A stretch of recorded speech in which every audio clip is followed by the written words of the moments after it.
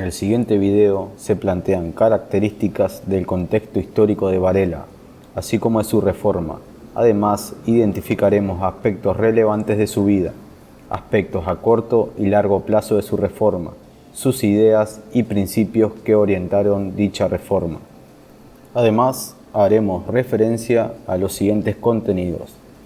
Características del contexto histórico en el que se desarrolla la reforma vareliana. Aspectos relevantes de la vida de José Pedro Varela, como por ejemplo sus experiencias intelectuales, sus allegados, su trayectoria intelectual y académica, qué impactó en su pensamiento y qué tiempos ejerció el cargo que desarrolló la reforma. A su vez, mencionaremos aspectos relevantes de la vida de José Pedro Varela, cómo impactó su reforma y su pensamiento en los que eran analfabetos. También aspectos a corto y largo plazo de su reforma, como por ejemplo la creación de escuelas o cómo impactó esta reforma en el analfabetismo en la sociedad propiamente dicho. Además, trataremos los pilares fundamentales de la reforma vareliana, que son gratuidad, laicidad y obligatoriedad. El 19 de marzo de 1845 nace José Pedro Varela en la ciudad de Montevideo, siendo el tercero de 4 hermanos, Elvira, Jacobo y Juana. Sus padres provenían de familias patricias de buena posición económica. Su padre, Jacobo Dionisio Varela, provenía de una de las familias más influyentes de Buenos Aires, mientras que su madre, Benita Berro, en el Uruguay. Primeramente, para situarnos en el contexto histórico, podemos hacer referencia a la escuela previa a la reforma vareliana, llamada también escuela prevareliana, la cual era de tipo memorística, que incluía a su vez algún ejercicio de cálculo muy elemental, sin olvidarnos de las normas de catecismo que eran impartidas. Aparte de lo mencionado anteriormente, es fundamental hacer mención de que la escuela estaba a cargo de personas que no estaban capacitadas para ejercer el rol docente.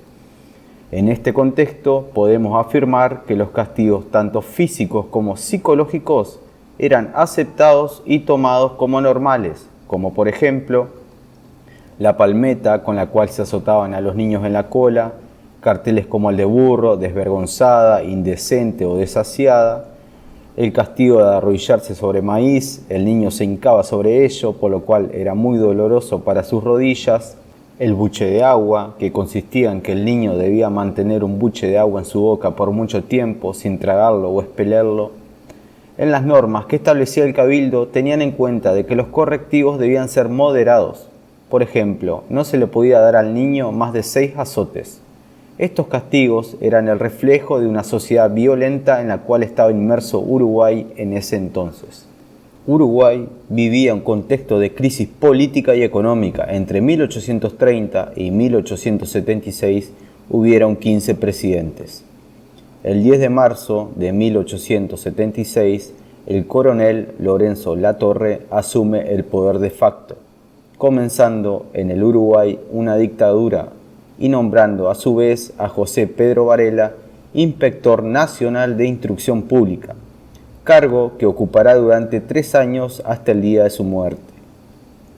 De esta forma podemos evidenciar cómo Varela, al asumir esta posición bajo un régimen dictatorial, fue rechazado por sus amigos y más allegados, afectándolo de manera psicológica y moral.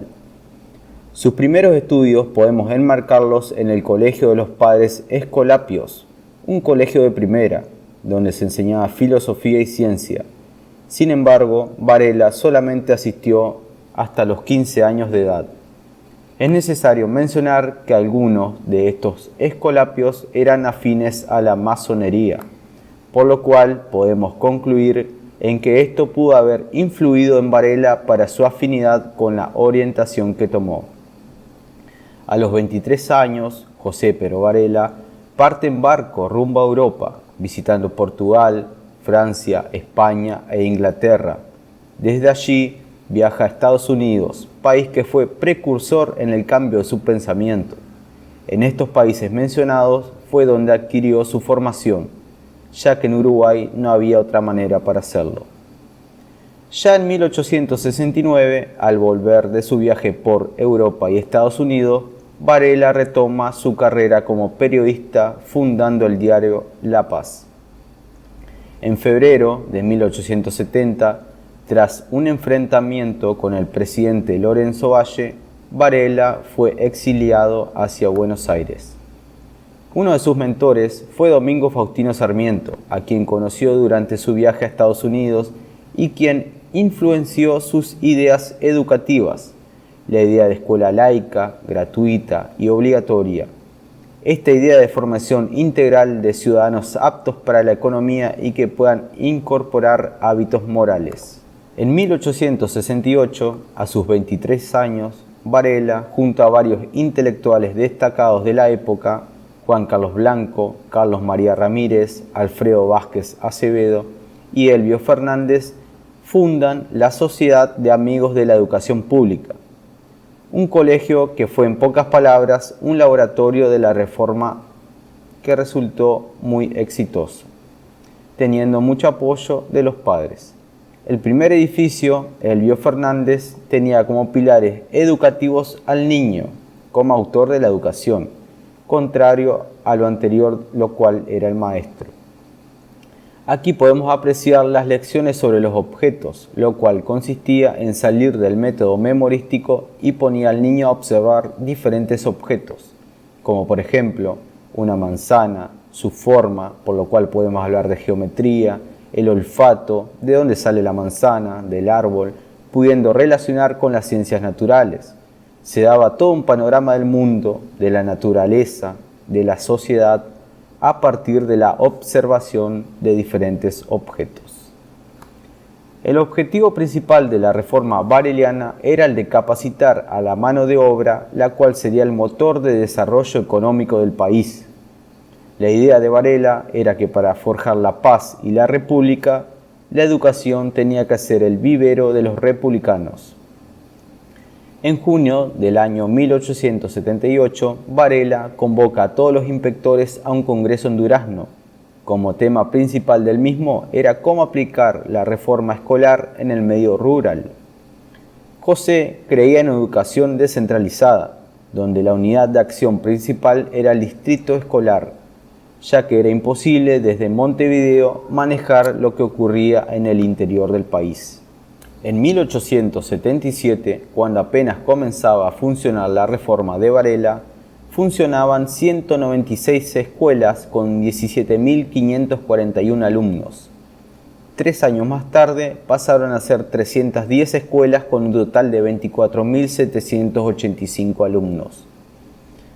Los principales rectores del pensamiento vareliano fueron la obligatoriedad, la gratuidad y la laicidad.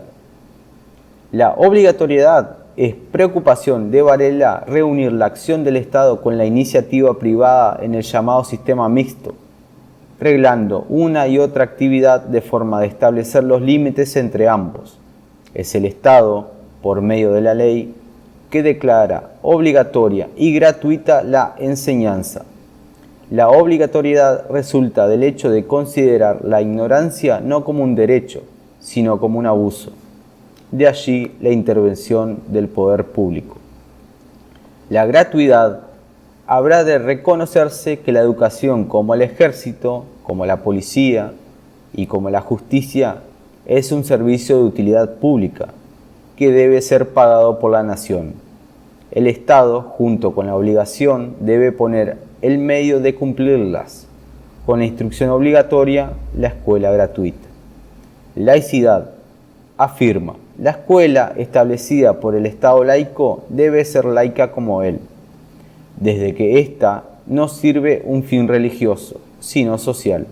La escuela pública debe estar abierta a todas las creencias. Otra obligación impuesta a la autoridad local es la de no poder emplear maestros que no tengan título otorgado por la Comisión Nacional o la de Distrito, previo examen de los aspirantes. Asimismo, tienen la facultad de establecer en la escuela la enseñanza de la religión católica apostólica romana o del catecismo católico, respetando el derecho de los disidentes, no obligando a sus hijos a recibir una religión que no profesan. antes que la escuela laica, en su expresión genuina, sea la escuela pública legal. Es necesario que se forme en la conciencia del pueblo el convencimiento de que la escuela debe ser laica.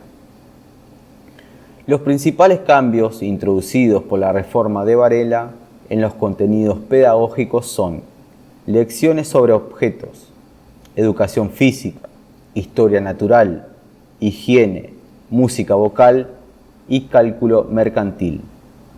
Varela lo que hace es clasificar.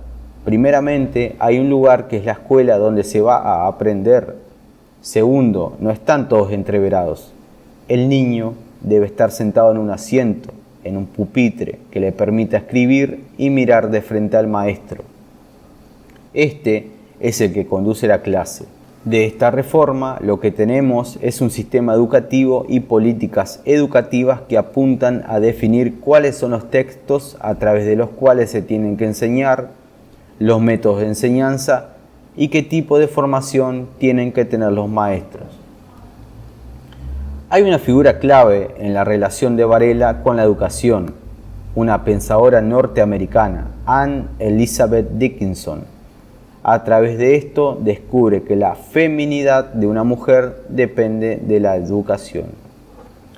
El rol de la maestra es un rol fundamental en cuanto a preparadoras de ciudadanía.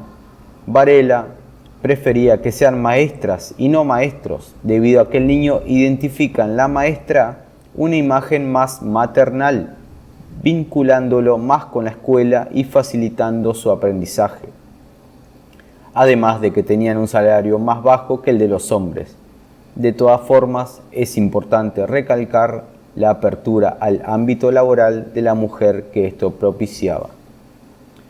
Sin olvidarnos, debemos mencionar los libros escritos por Varela. 1. Ecos perdidos. 2. Educación del pueblo. 3. Legislación escolar. 4. Memoria primera. 5. Enciclopedia de la educación. Y 6º, pero no por menos importante, Memoria segunda. El tercer libro, Legislación escolar, es lo que él quiso hacer y la memoria es lo que él hizo en estos 2 años. Al año de asumir el cargo, Varela contrajo una enfermedad terminal. Pasó los últimos 10 meses de su vida postrado en una cama. Sin embargo, nunca dejó de trabajar, falleciendo de cáncer. En 1870, el 80% de la población era analfabeta. En 1900, esta cifra había sido reducida al 46%, mientras que en el año 1910 había bajado hasta un 38%.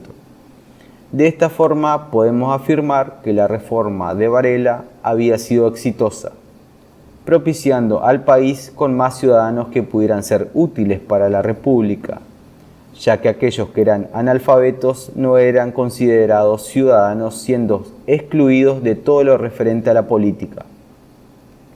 Como contrapartida, en 1980, lo público empieza a ser sinónimo de ineficiente y lo privado comienza a jerarquizarse frente a lo público. En tiempos actuales, refiriéndonos a Plan Ceibal concretamente, podemos mencionar que la inspiración de este plan está en Varela. Así como lo fue la túnica y la moña en su época, hoy en día el acceso a las TICs es fundamental para el correcto desarrollo de la educación pública. La tecnología por sí misma no es una salvación a los problemas educativos, sino que lo que hay que mejorar son los valores, la ética y el respeto. El principal legado de José Pedro Varela es el constructor de la identidad nacional, la valoración, la idealización de la maestra, la formación de una mentalidad abierta de tolerancia y aprender de lo que hacen los demás, observar el mundo y ver qué es lo que pasa afuera, cómo podemos tomar esas ideas y aplicarlas a nuestro entorno actual.